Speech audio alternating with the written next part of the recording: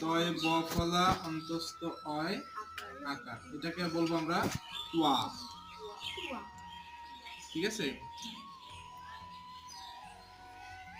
তোয়া। এনো তোয়া। ভারত তৈল পূর্ণহ না পূর্ণ, ঠিক আছে, পূর্ণ।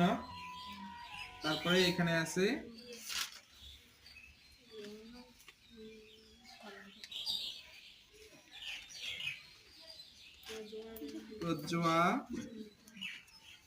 প্রজ্বলিত, এটাকে আমরা বলবো প্রজ্বলিত